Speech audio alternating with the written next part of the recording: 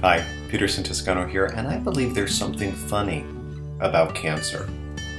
Well, I know that sounds weird. I mean, it's not funny, it's very serious, but funny things happen when cancer is inserted into a conversation.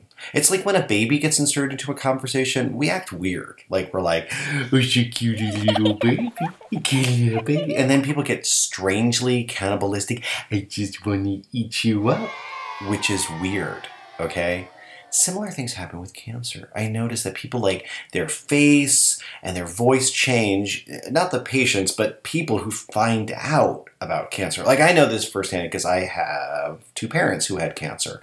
And I ran into, like, certain ways of thinking and questioning that happened when people found out. First thing they would say, oh my gosh, I hear your mom's sick. What does she have? To which I would say, oh, she has cancer. And then what happened? They would get what I call cancer face.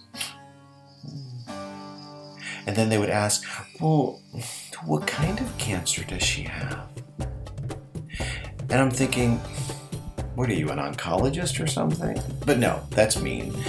They probably really just genuinely care, or they're curious, or they're making conversation, or they don't know what to say. To which I respond, both for my mom and then 6 years later for my dad, oh, she has lung cancer.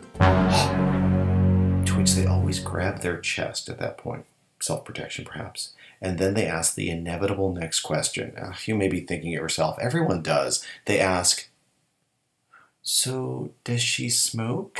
Or worse yet, when they ask, is she a smoker? Now that is a hard question to answer. I mean, it's easy, it's a yes or a no, but it's a crappy question to have to answer when you're going through all that with a sick parent or partner or loved one, whatever. And so, because it's bad, because like, if she did smoke, and she did smoke, well then it's like her own damn fault, right? Like, lingering in the air, like secondhand accusation is, oh well, you play with fire, you're gonna get burned. And if she didn't smoke, well, what an awful irony. And I have to say, at that time in my life, I was not at all interested or needing any sort of accusation or irony. I had a parent who was suffering.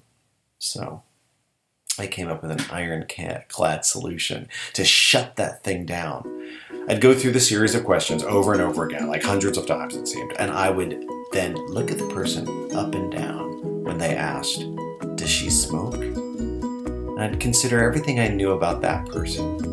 Drew it up in my memory banks, and I would lie and say, no, she never smoked a day in her life. But like you, she also worked for a time at a school, and she liked hiking, and she liked French fries. Turns out the combination of those three things together create an incredibly toxic mix that is deadly for your lungs.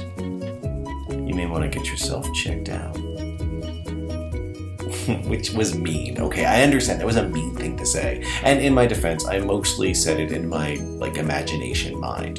But, you know, the reality is I was suffering. And it's a horrible thing when you're going through cancer and you love someone who's going through cancer, and it gets exhausting. All of the questions and the solutions and the stories that people mean so well, but like often are so horrible to hear.